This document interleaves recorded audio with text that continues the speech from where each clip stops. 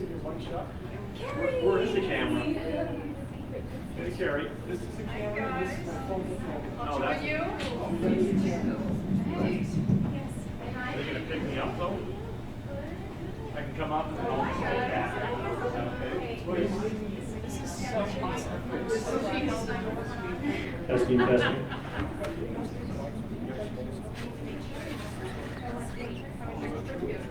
I mean, they can read like this.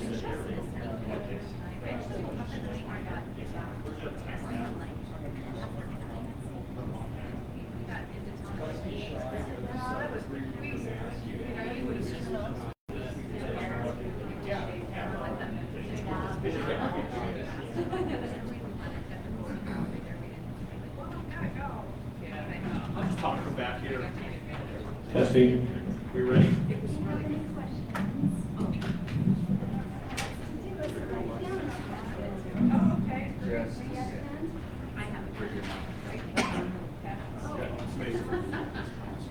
What's your code?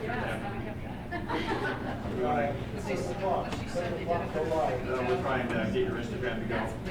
Oh, 1964. Yeah, I think part is they had their 30,000 in advance. You know, they had some things already. Pilot secure. I need two more numbers. 06. 1964. 06. Yeah. 60, and I usually would get about 100 speeding. Okay. Good. So that's going to go live to Instagram. Okay.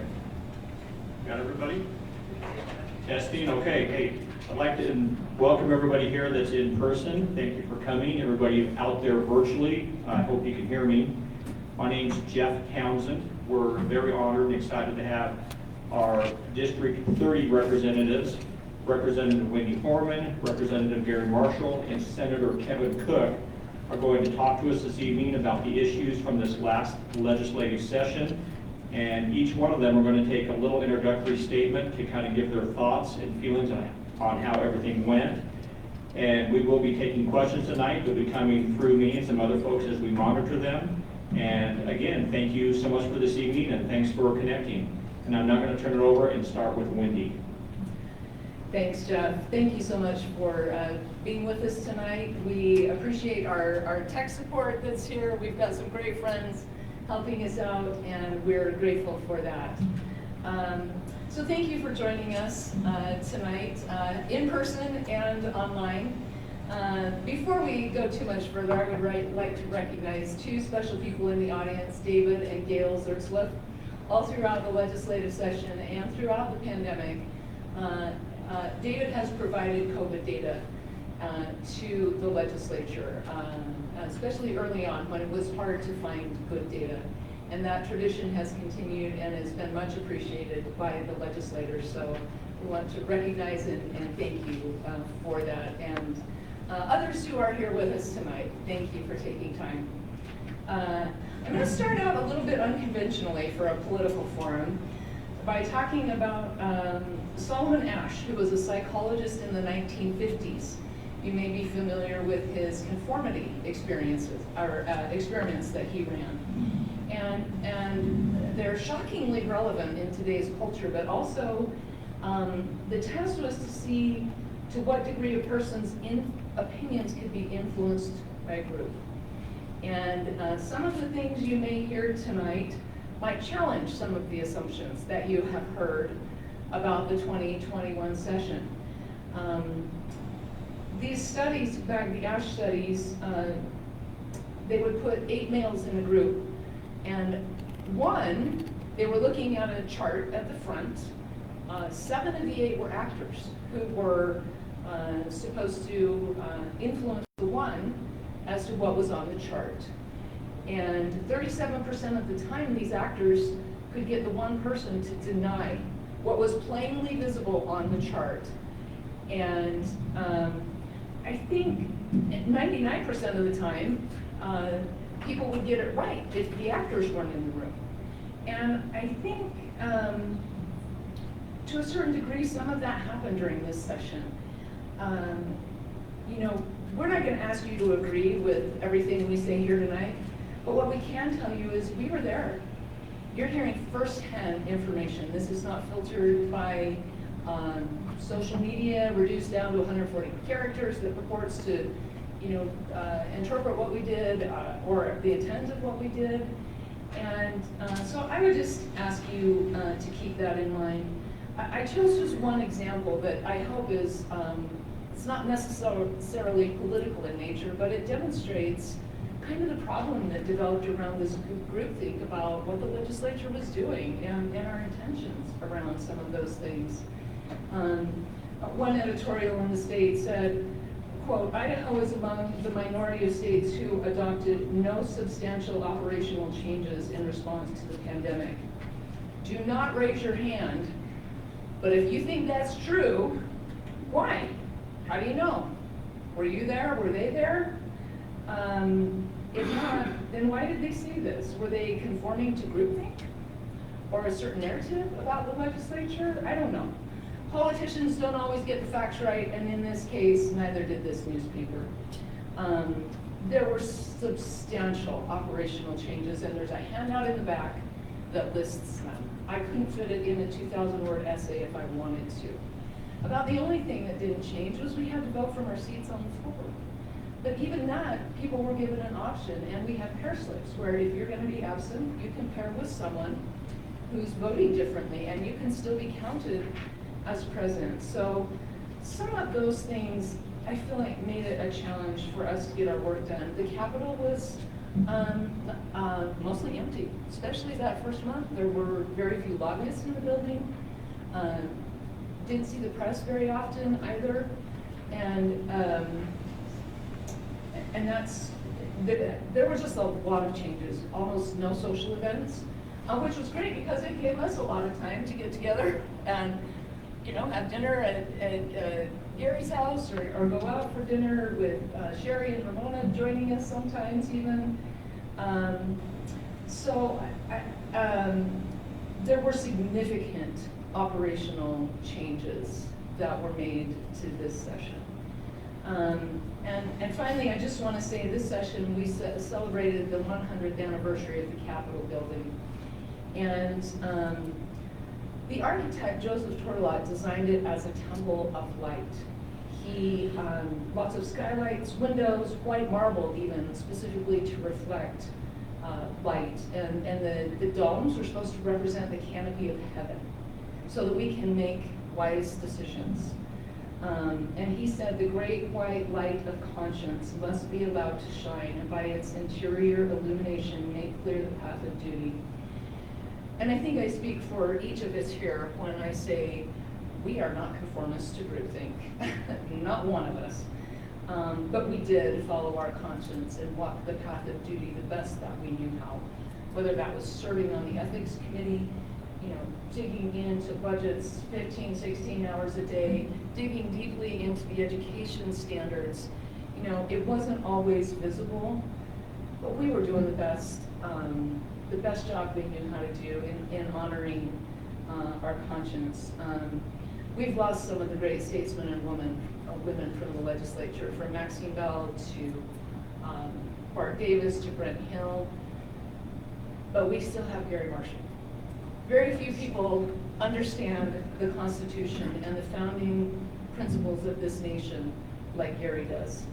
And we all put in long hours to arrive at the best decisions possible. Did that mean we voted the same all the time? No. In fact, on some of the big issues, from property tax or transportation to preschool, we voted differently, but that wasn't because we didn't get together and talk about it. Now we voted together on initiatives, income tax, we voted together a lot more of the time than we didn't. But what an honor it is to serve with both of these gentlemen who do want to walk the path of duty. So the only thing I'll say about probably the most important bill I worked on this session, it's related to CEI. Here we are at CEI, and we were able to secure with some of the surplus funds $10 million to go toward building the Future Tech building on here that's going to make a tremendous impact on workforce development in this area in coming years. So I will say that as my one proudest accomplishment, and then turn it over to you, Gary. Do I go ahead now? Yeah, it's all yours, Gary. Okay, thank you very much. I'll keep my comments short. I just want to reflect as an introduction about the legislative process too. I taught government history all my professional life, and I have the deepest respect for this country and the processes that make us a republic. Being in the legislature has opened my eyes to a lot of things. This is my second term. This would be my third session that we've just completed. And so I'm still a little new, but I marvel at the way it works out. I marvel at the way that we move forward. Virtually all of the legislators, the 105 who serve in the Idaho legislature, are good people trying to do the right thing. They've been elected by 50,000 folks in their legislative district. Coming together and trying to get legislation passed is hard work. Legislation generally is not perfect because there are lots of people who have their fingers on the legislation once it gets through both the House and the Senate. But the legislature is the heart of a republic. I've been proud to serve. I've worked hard to do the right things in my mind, to listen to my constituents when I could tell what they were saying. And sometimes that's very difficult to really know for sure what you're, because everybody has differences of opinions. But I would just say we've gone through one of the longest sessions, if not the longest session in the history of Idaho. And there's been a lot of criticism heaped on the legislature, but I would just say we're all doing the best we can, and it is the heart and soul of our republic, and I'm proud to be part of it, and appreciate your interest in being with us tonight. Thanks. Okay. All yours, Kevin. All right, thank you. By the way, our man behind the scenes that you're hearing the voice is Jeff Townsend, and we appreciate him showing up today and helping us out. I guess my first thought as a freshman, every morning I would walk from my apartment to the Capitol building, and it would still be dark, but you'd see the Capitol all lit up against the black sky, and it was very humbling to think that I was representing Bonneville County. And every morning I went there, I thought, I've got to do better. How can I improve in representing the people that got me here? And so it was very humbling, very exciting. The first 3 weeks, I would come home, I would leave the house around 6:30, and I would get home about 7:30 for dinner. We'd go for a quick walk and then go to bed. But Sherry would say, well, how was your day? Are you liking it? And I would absolutely, with the biggest smile, I would lie as bad as anybody. I love it. This is so wonderful. I'm so glad to be here. About the third or fourth week, though, it started to turn, and I really started to enjoy it. I started to think like I'm starting to make a difference. That I was in JFAC with Representative Horman, and some of it started to make sense to me, and put in the hours to figure out what it meant. And so I started having fun. It felt like that I was representing Bonneville County and making a difference. Some of the things I learned was to listen to everybody.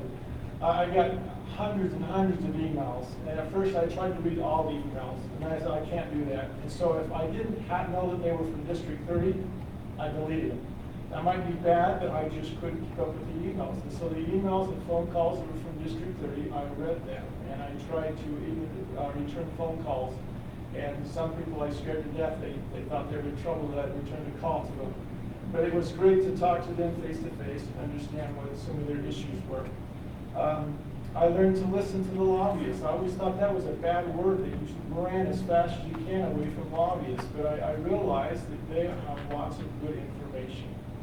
And so I would listen to them. And before they left, I always said, now what lobbyist should I listen to that is against your bill? and that, oh yeah. And so for the most part, those lobbyists were very, very helpful on both sides of the bill that they were pushing or were against.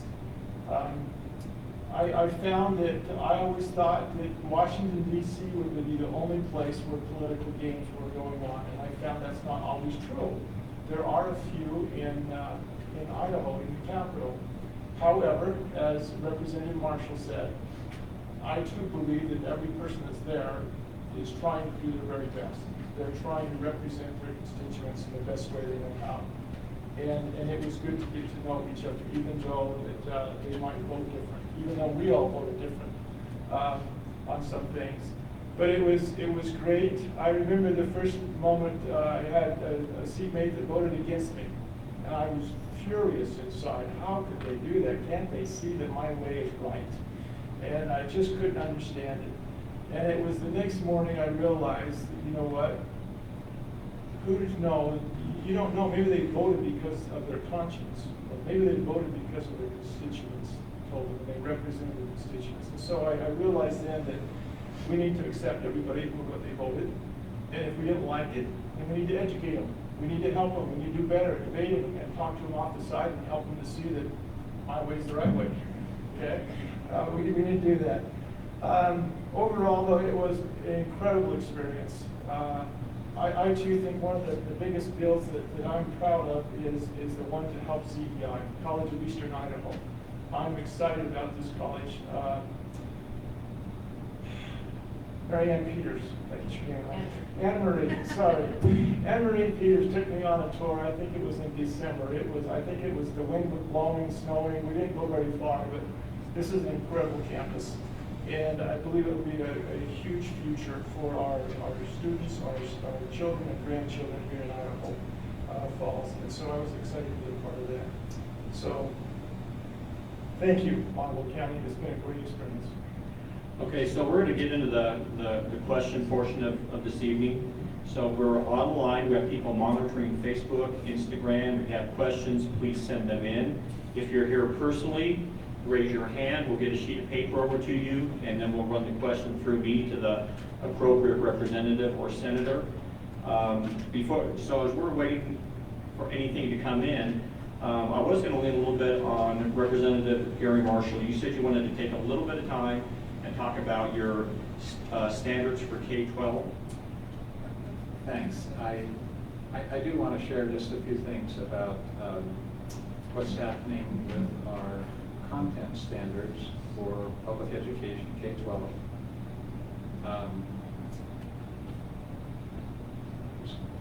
In 2011, 2010, 2011, the state of Idaho adopted the Common Core standards for English language arts and for science, for math.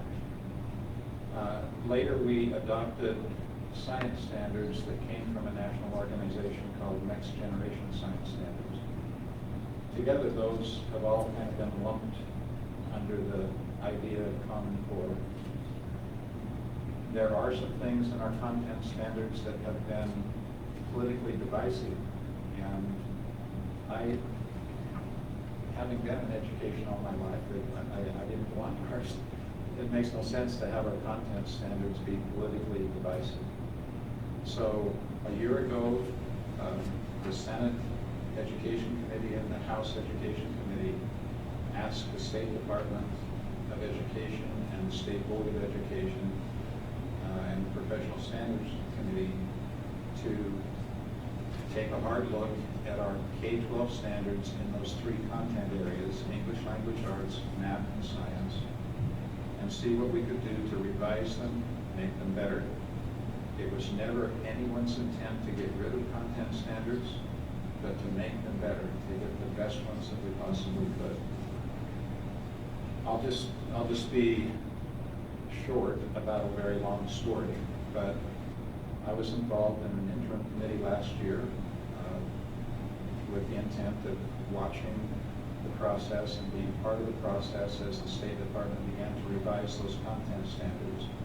I actually served on the English language arts revision group, and and did some work with those who were revising the standards for the 9th grade through 12th grade English language arts.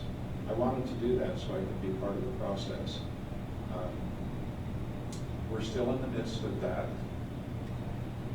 I worked really hard during this last legislative session, something that's totally non-visible. There were no bills related to content standards. But we've got the State Department to kind of revise the process, to bring teachers and retired teachers in this summer to continue to work on English language arts and science, and to pay them for their work. It's really hard to do standards with volunteers. It takes a lot more attention and work than a volunteer generally can do. So I ask that the State Department assemble groups who would be paid, have time to really carefully look. I think we're going to get some good standards for science and English language arts.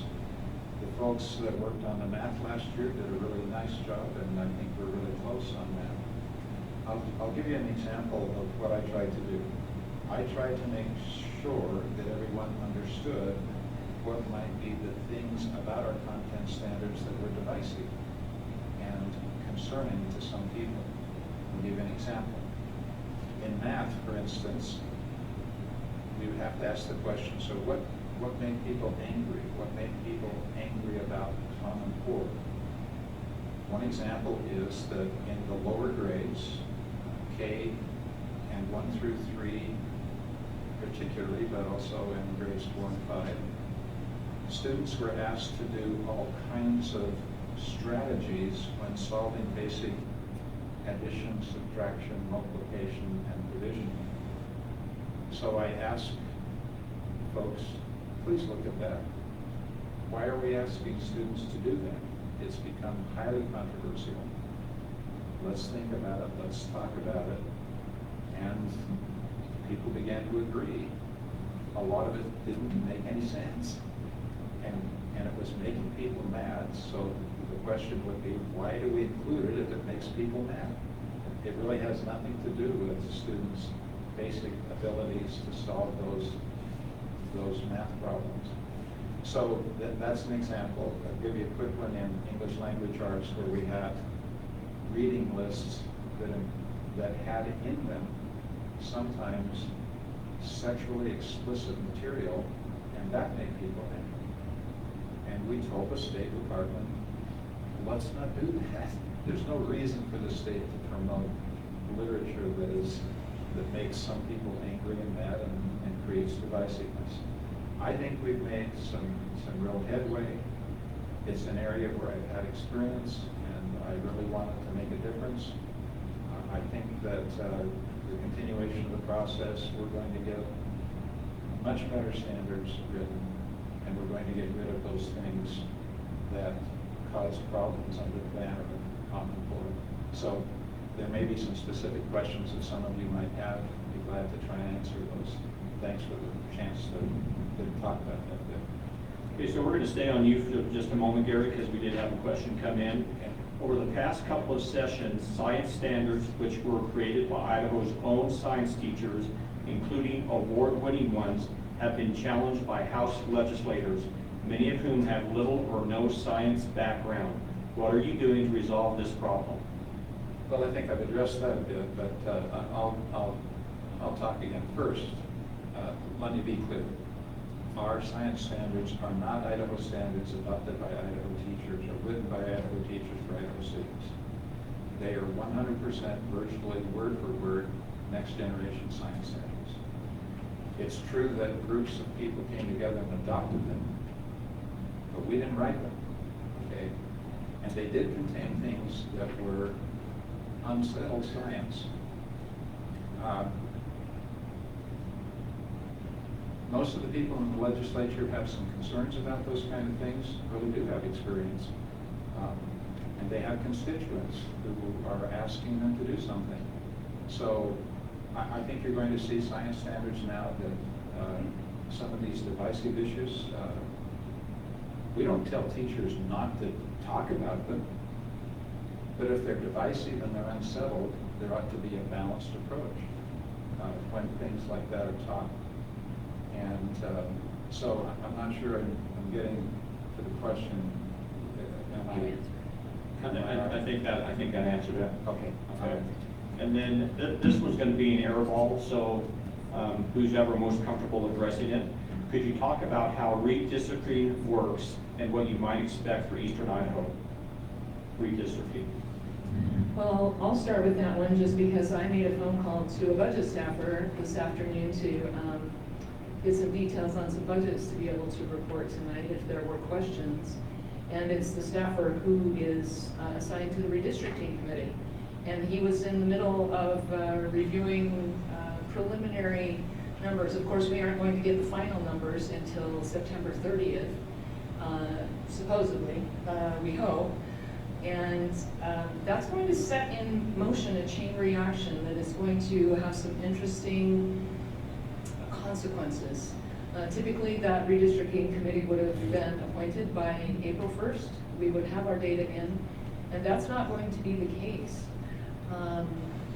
And so if we get that September 30th, they have a 90-day window, the committee does, in which to do their work, which puts us into mid-January. Then there will be the obligatory lawsuit in all likelihood, which could take another month, which puts us real close to the filing deadline in early March.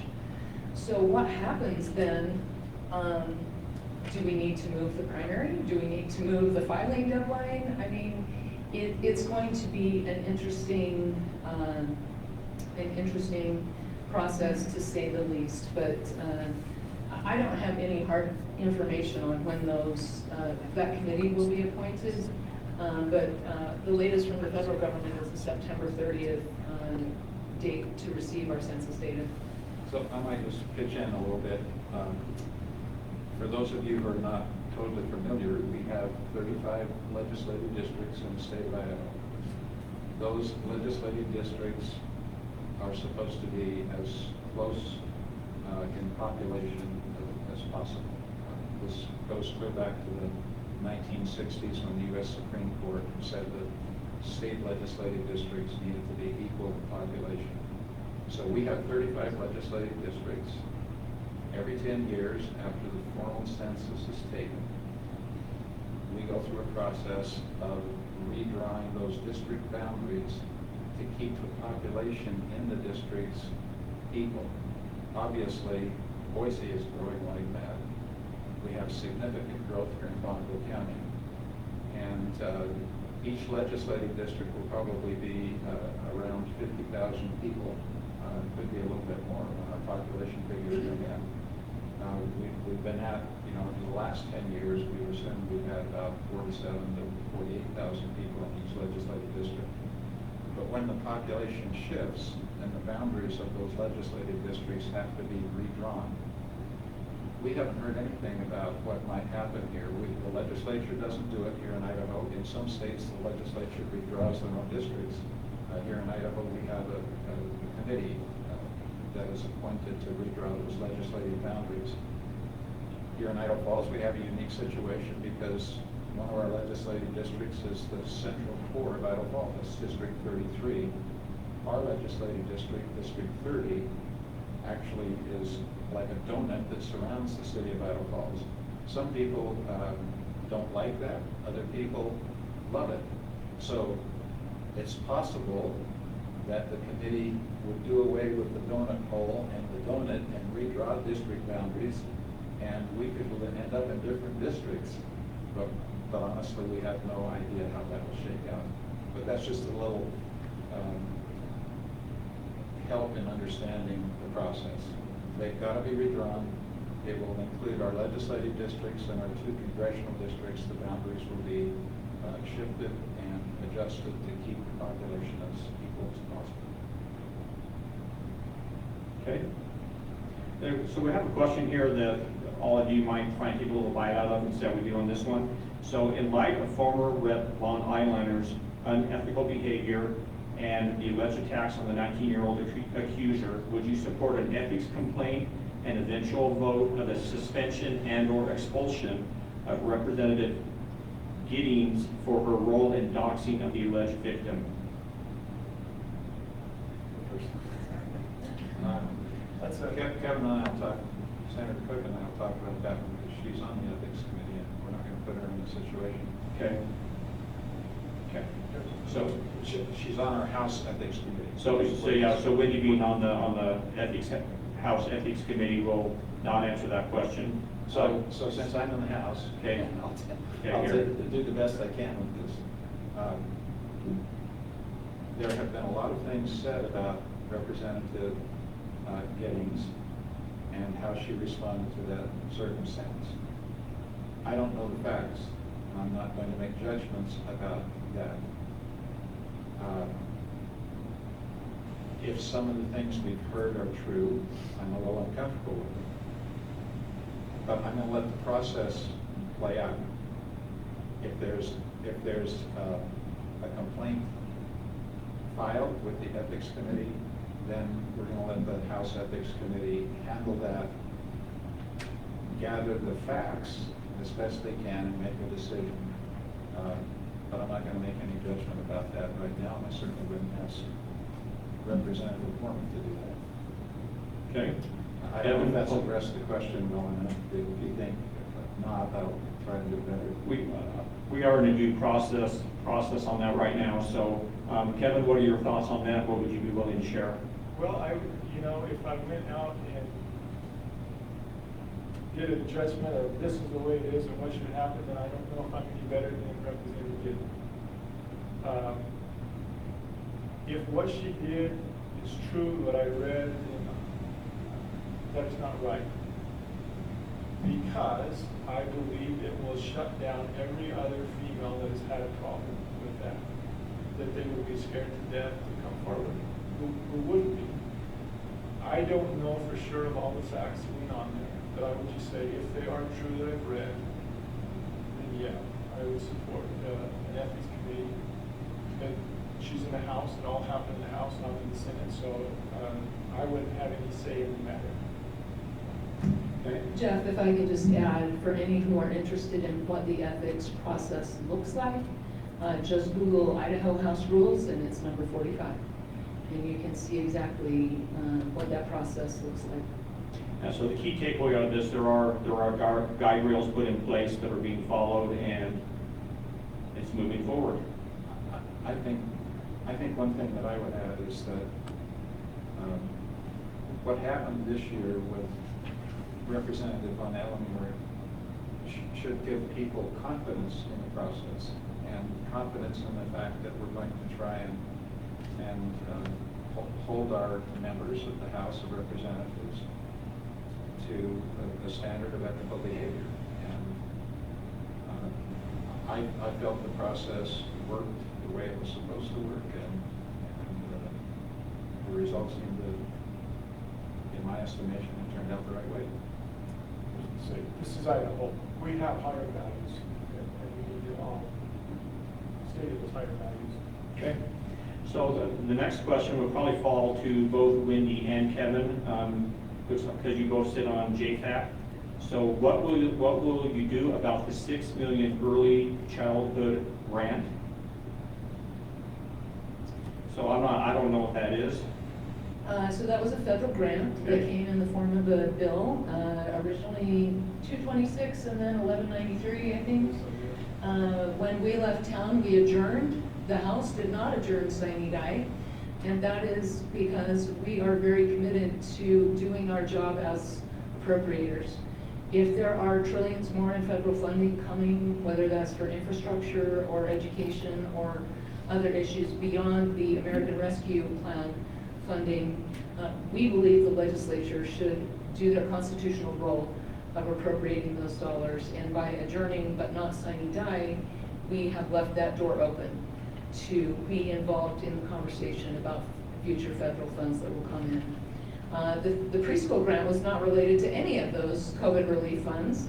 That was a grant that Governor Little had signed off on in partnership with the Idaho Association for the Education of Young Children. and that was last year, and this was a continuation of it this year. That bill is still hanging on our calendar, so if we do re-adjourn, or reconvene, I should say, that's still hanging on the calendar. So, I mean, that's all we can say about it at this point. Unless we get called back into session, it will remain on our calendar. Yeah, I would just say that I've heard, and might be totally wrong, but I've heard that there are some works to try and rework that and come at that a different direction, but that's all. I might just pitch in and add some very personal things. When House Bill 226 first came forward, I was concerned enough about the way the grant was being administered that I voted no, with the understanding that the legislation would probably come back around to us, and that there might be some things changed. When Senate Bill 1193 appeared on our calendar on the House side, it essentially was the same bill that the House 226 was. But I had done enough research that I felt comfortable that the issue was critical race theory and how much of that might be taught to young children. I can tell you there are some things on the National Association for the Education of Young Children's website that make me really nervous. And the Idaho Association for the Education of Young Children, there are a few things that they've done in the past that make me nervous. But I had come to the point I was prepared to vote yes on Senate Bill 1193, but as Representative Horman said, it got hung up on our calendar and we weren't allowed to vote. But we were told the votes weren't there, and, you know, I never did a whip count, so I can't tell you if that's true or false, but that is what the bill sponsor told me, is that the votes simply were not there to pass that bill in the House. You know, a lot of people will say, well, I know these people that are serving in the Idaho Association for Early Education of Young Children. And we're not saying they're bad people. We're saying the organization, as Representative Marshall said, there are some things that make me uncomfortable. And certainly at the national level, make me very uncomfortable. I don't believe you have to do a lot of research to find that either. And so I voted against it when it came through the House or through the Senate.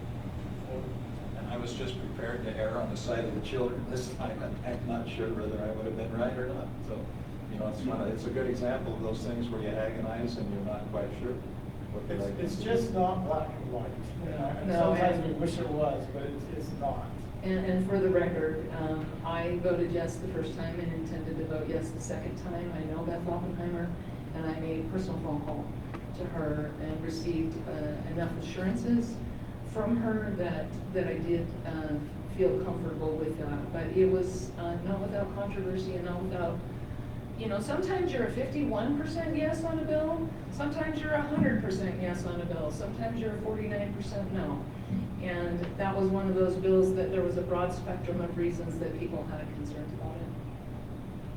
So I think you kind of played into this next question if you wanted to add anything, but what are your feelings on the fight the legislature has had against critical race theory? I believe you've addressed that. Are you good with letting that one go now? I ended up sponsoring that bill on the House floor. I had to Google critical race theory, and when this started, I had some concerns expressed to me from parents prior to session about what they felt was bias in the classroom. And they were concerned enough about it that they reached out to me. And so I took that into session, and then when this, some deeply troubling executive orders came from the Biden administration on day one, and then a federal grant came not unlike the process that was used in Common Core to incent certain behaviors and certain curriculum. And once I Googled it and found out what it was troubling to me too. The term anti-racist was defined to mean not treating groups, racial groups equally. And that seemed to fly in the face to me of high values of this country, from the Declaration of Independence to Martin Luther King's declaration about his own 4 little children. And so I had stepped away from that conversation because it was initially tied to some budgets, and I was in the middle of the ethics process, those hearings and the investigation, and I was approached by leadership to step back in and get that bill on track, that we could have a bill that said every student in the state of Idaho will be treated with dignity and will not be discriminated against. And that's where that bill ended up. That bill does not prohibit teaching anything: communism, racism, socialism, or any other ism. What it does is say, you can't discriminate on that basis. You can't tell a child that they are inferior or superior to someone because of the color of their skin.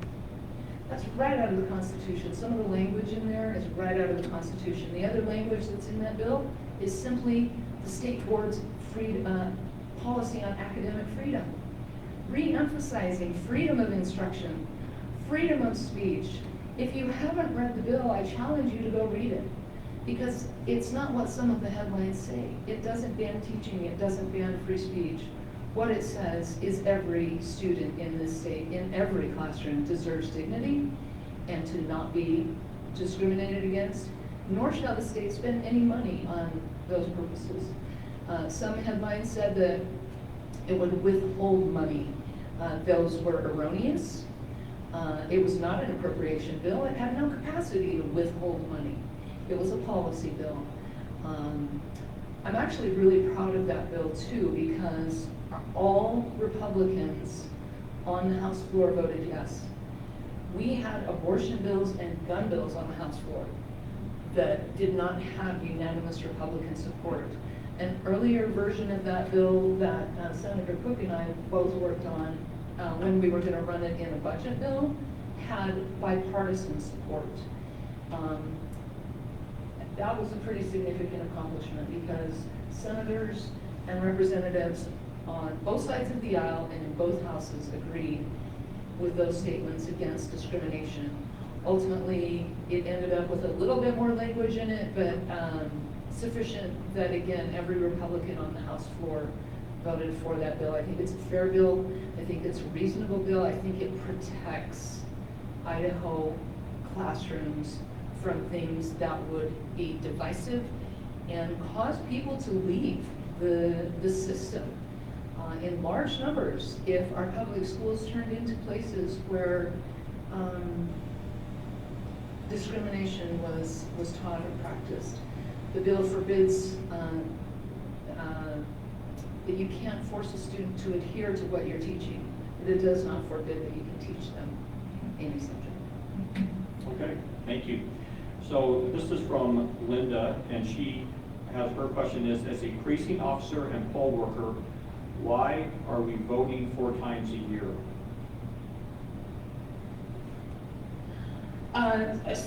All of us voted to support a bill, I think, well, I don't actually know. I voted yes on the bill to eliminate the August election.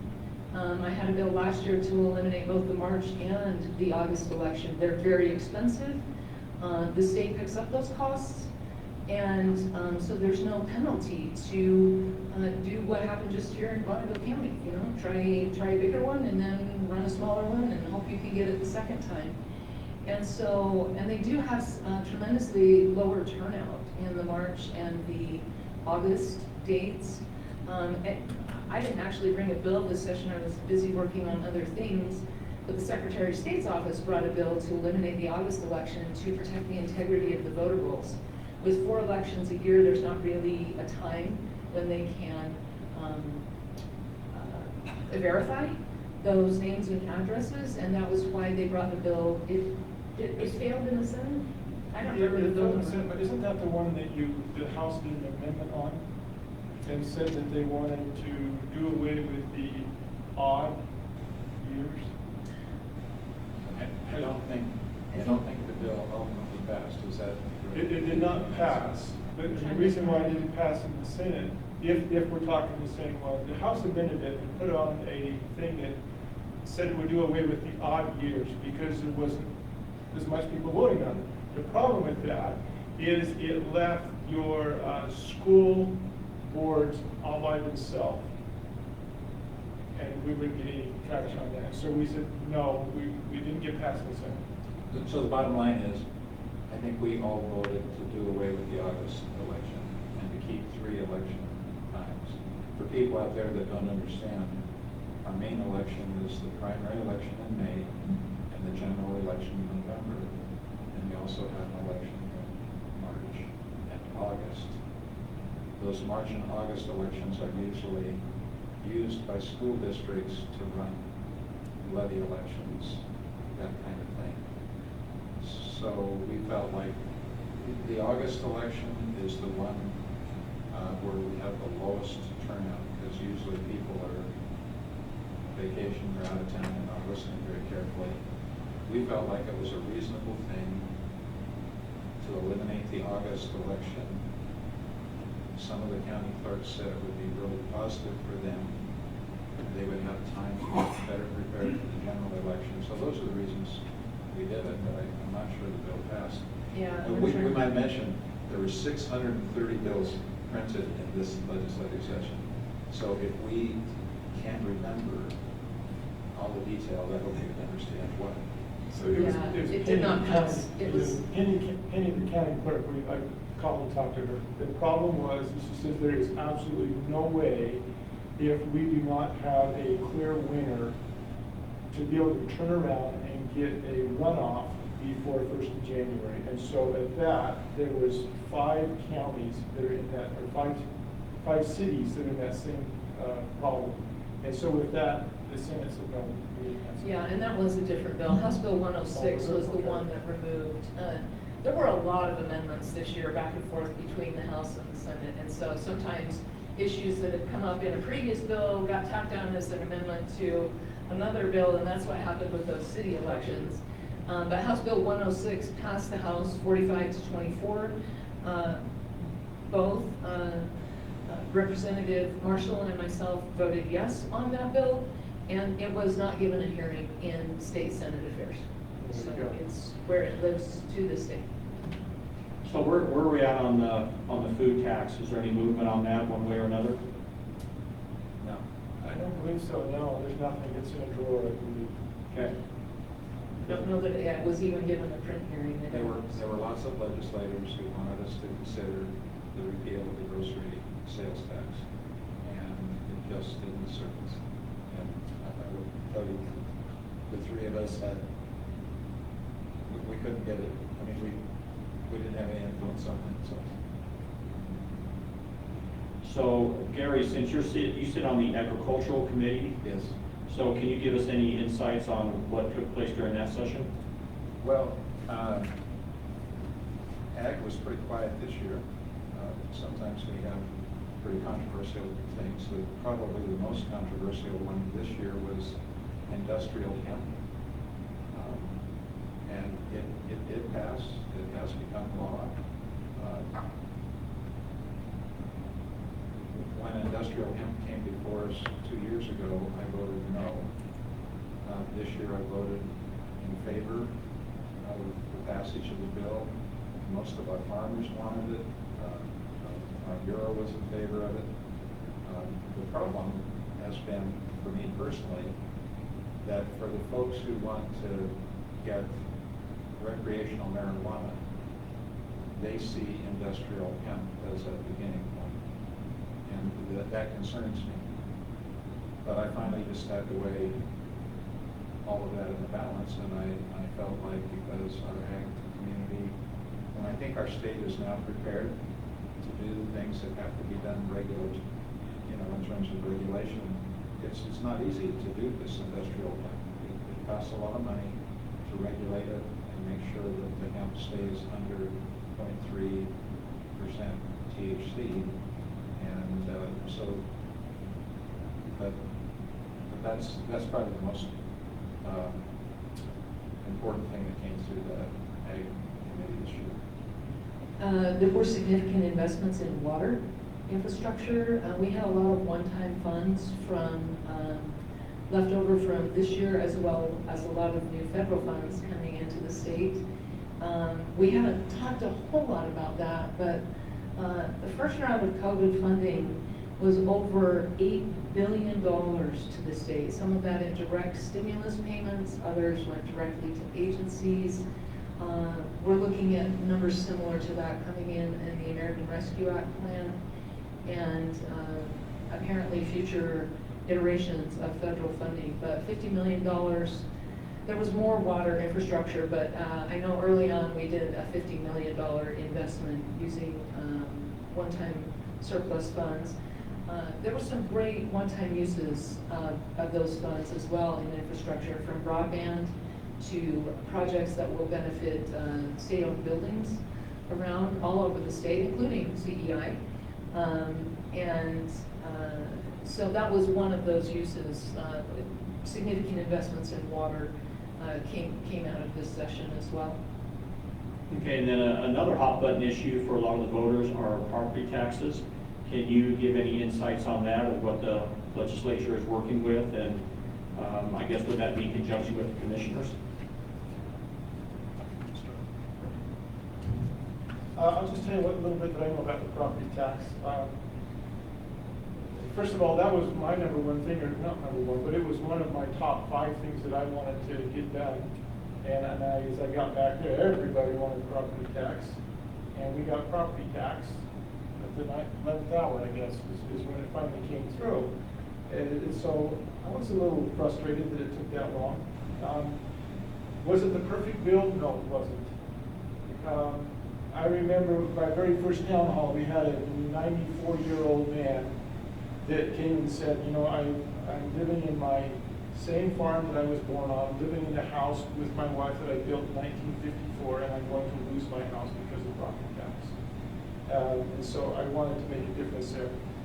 This property tax bill does not cut property tax, it lowers the curve. Instead of the curve that's going straight up for property tax that we're all filling, including the 3 of us, it lowers that curve a little bit. Is it a perfect bill? No, it's not. Even the guys that put the bill forward realize it's not perfect, that they still need some work on it, and that it's going forward. I voted for it. I believe that it was a step in the right direction, even though I think it was a baby step. They lowered the homeowners exemption from, or raised it from $100,000 to $125,000. They did something with the, I can't remember what it was, the circuit breaker, okay, to help veterans and those on straight income, fixed income. But again, it wasn't the perfect bill, but I do believe it will help. This is one of those where I voted no. One, it was protest for the process. I was frustrated that we had this very long bill in front of us, and I mean, Gary and I were sitting on the floor. He was trying to call Brian Reed. We were trying to figure out, you know, listening to debates. Neither of us are on that committee, so we didn't have the benefit of hearing committee debate. But I have a relative in Ammon, an older relative on fixed income who lost her home due to property taxes. And that was one of those where the trade-off of the increase in the homeowner's exemption for me personally was insufficient to offset the risk to seniors who may be on fixed incomes and facing dramatic increases in their property values and thus their property taxes. And I was not comfortable making that vote. Again, I do know people who have lost their homes as a result of property taxes in this county, and so This was a good one where we both had, or we all had the reasons for the way that we voted, and we're happy to defend those reasons. But didn't always lead us, we're not conformists, even with each other. It's interesting, you know, as they said, they tried to get a hold of Brian Lee. I got a hold of our county commissioners as well and talked to them, because I don't have all the knowledge, and so I did reach out. So hopefully somebody that had more knowledge, and I was led to believe that it was in the right direction, but they agreed it was not perfect. And I didn't hear from, neither of us heard from anyone in our cities on it, but I know the executive director of the cities, and so I had talked to her about what their concerns were as well, and the cities association did not support that bill, the counties did, and others did as well, so. Okay, so Kevin, on the line, this one out for you. If we reject the federal funds, and I'm not quite sure what they mean by federal funds here, if we're talking COVID relief or, you know, monthly payments, does that money go back to the taxpayers or just to another state? I'm assuming we're talking about COVID. That's what I'm assuming too. funds. I'll tell you what, we have JFAC from 8 to 11 every day for 3 months, basically. And every day, they came across a bill for multiple $1 million for ARPA funds coming from the federal government. And every day I would vote for that, and every day I would feel so guilty about voting for that. We are just spending yours and my grandchildren's and great-grandchildren's money. But I did vote for it, and so I guess I'm as bad as anybody else. But to answer the question is, if we did not accept the money, it goes back to the federal government, is how I understand it.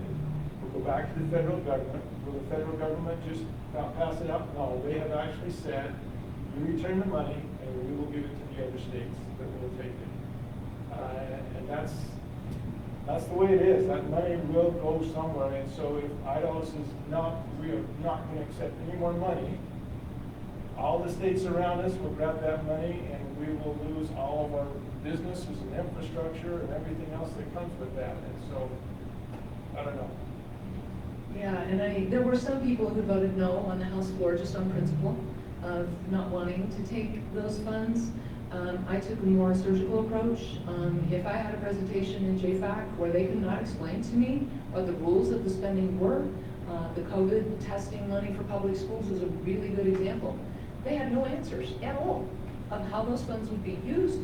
They didn't even know how they were going to distribute it. And I voted no in committee. And because I don't think you should put 40 million, I don't think any constituents here sent us to Boise to rubber stamp funding requests of $40 million without having some fundamental questions answered about how they'll be distributed and used. And so in some cases still to this day, this is why I believe it's very important that we adjourn but not sign and die. Those federal regulations are still being developed for the use of the funds. Another example is rent assistance. Early in the session, they put a $170-something million request in front of us, but couldn't answer some basic questions. So I voted no in committee. Now, by the time it got to the floor, the federal regulations had been released, and I voted yes. But I don't think the people who elect us send us there to just rubber stamp funding requests without going in and doing the homework on the details of how they'll be used. And you know, you might hear that, oh, the legislators are back at what on earth are they doing? And that's exactly what we're doing. We're researching, trying to figure out where is this money coming from, what are the strings attached, how do we use it? Our biggest fear in JFAC, was that this money that's coming from the federal government would be used to go out and hire people and to do stuff that would commit us for years to come. This money is a one-time fund. It will end. And so we were very, very careful, trying to be very careful that everybody knew this is a one-time fund. It will not be supported. There is no way that the Idaho state government's budget can support some of these money that's going out to different businesses and programs. Well, one example in the public school arena is there was a 3.8%, I believe, 3.8% increase on state general funds, but in federal funds for public schools, 32.8%. We got over $800 million in this year to assist with running schools. So it's a lot of money and it deserves a lot of attention to detail. Okay, so this is a question from Facebook, and so probably be a little bit of an airball for all of you to look at and see how you want to handle it.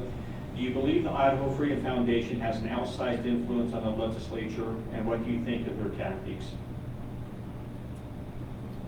I think we all failed this year. I always fail. I have no idea what my Freedom Foundation rating is, but I never look. So there are people here in Bonneville County who support the Idaho Freedom Foundation. You know, it's probably not wise for us to say much about it. It's controversial. The foundation itself is controversial in terms of how they operate. They operate as a nonprofit, and they clearly are one of the strongest lobbying groups in the state. So there are lots of questions. For me personally, I just honestly don't pay that much attention to what the Freedom Foundation says. But there are legislators who do. I guess that's all we can say about it. I can speak for Gary, and I know we do not consult those scores before we vote. I was sitting in Senator Lent's office, which is in District 33, when I found out that they actually give scores and grades.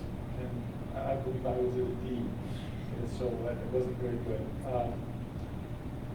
But I look at the Freedom Foundation, as Representative Marshall said, they're a lobbyist group, just like any other group. They're a lobbyist group that wants to do their bidding. That's where they're at. Unfortunately, they carry a hammer, a little bit different than other lobbyists. Other lobbyist groups, if you don't vote the way you want to, they're, okay, we'll get you next time. And they'll come and knock on your door and try to get you next time. So it's a little bit different. Maybe just a little explanation of their process. So if there's a bill that they have some interest in, they'll actually rank the bill. They'll rank it at -1 or -2 or -3 or -4, even up to a -9, I've seen. Or they'll rank it as a +1, +2. So if it's ranked as a positive in their minds, and you vote against it, then your ranking, your score for them goes down. If they rank it as a negative and you vote for it, then of course your score goes down. Here's my problem. I've looked carefully at the bills. I'm as committed to freedom and liberty as anybody could be. So, in many cases, I would just fundamentally disagree with how they rank the bills. So, I mean, for people out there to understand, that's how they try to hold a hammer over us. They rank the bills, and if we don't vote the way they rank them, then they say we're not in favor of freedom. That's not true. Sometimes there's an underlying moral issue. It's not just regulation. They're opposed to any government regulation. So if a bill has some kind of regulation in it, I'll give you an example. Last year there was a bill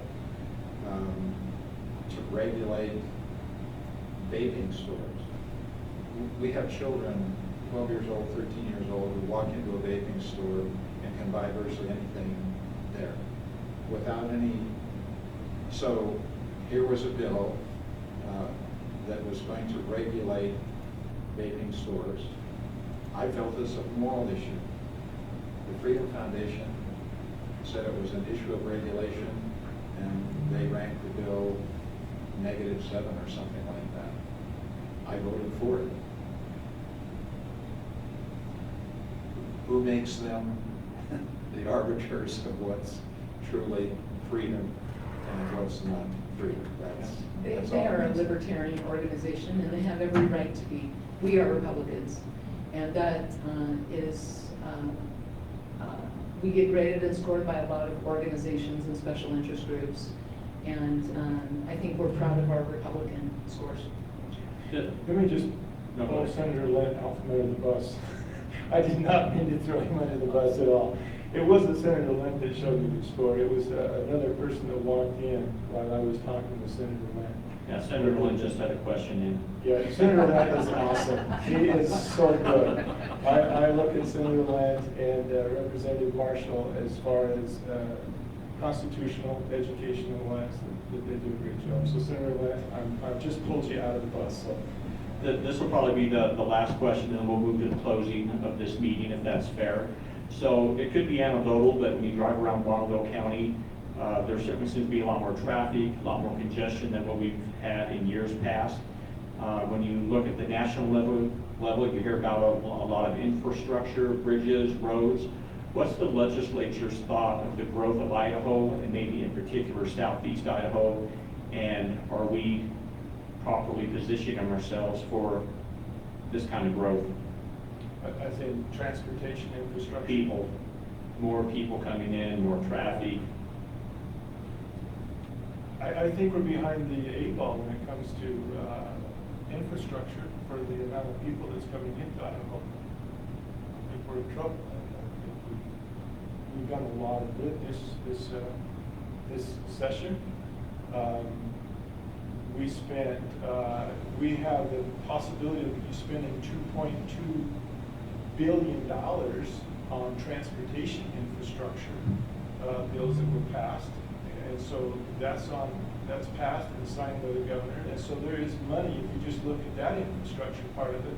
We spent a lot of money on broadband, passed a bill on that, trying to get everybody to I took that for granted here in Idaho Falls, broadband. You get there with all of these rural people and they don't have it. He says that they go in their pickup and park by the library so they can get the internet. And it says the whole town turns out to the library. Well, we spent a lot of money on broadband. Yeah, it was a historic session for transportation infrastructure, and those are good uses of one-time funds. There is some concern about the use of bonding to get those, but that all passed anyway, and it is going to lead to a lot of significant improvements in infrastructure, I believe.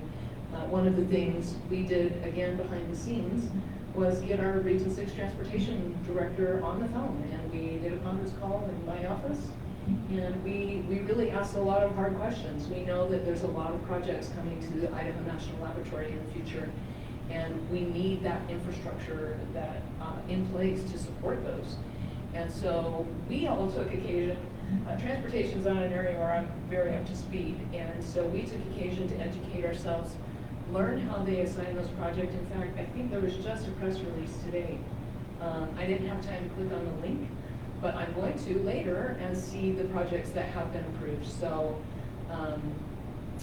we'll try and post that on our Facebook pages so folks can see the projects that were approved with the funds that were committed this session. I'd like to make a comment on growth generally.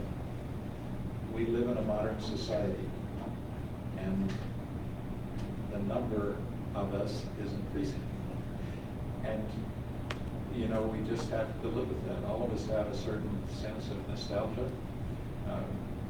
My uncle, Mark Purcell, had a dairy right across on Sunnyside Road when I was a little kid, in the area where the hospital now sits. I have a little nostalgia for those old days when we only had 15,000 people living here in Idaho Falls. But modern day, I'm proud of the fact that Idaho is a place that people want to come. And I know that we're going to struggle a bit to keep up, but we'll do it. We'll make the adjustments. We'll do the best we can. And if we really fall down on some of those things, maybe people won't come to Idaho. But our population's increasing. We're going to do the best we can. We love Idaho, and we're proud that people want to come. We have some amazing technology that goes right here in Idaho. Maybe full disclosure, I'm employed by Idaho National Laboratory, but they have some amazing things that touch things worldwide. And boy, if you don't know what some of the interesting things they're doing, you really should get on their website and look at it. It's interesting, it's fascinating, and it will bring a lot of people here in the upcoming years because of that. I certainly want to thank the three of you sitting here for a little over an hour. It's good to be in touch with your constituents, and that's what this whole forum was set up to do. This last little part, though, I'm going to turn it back over to Wendy. She would like to make the presentation. Thanks, Jeff. Thanks.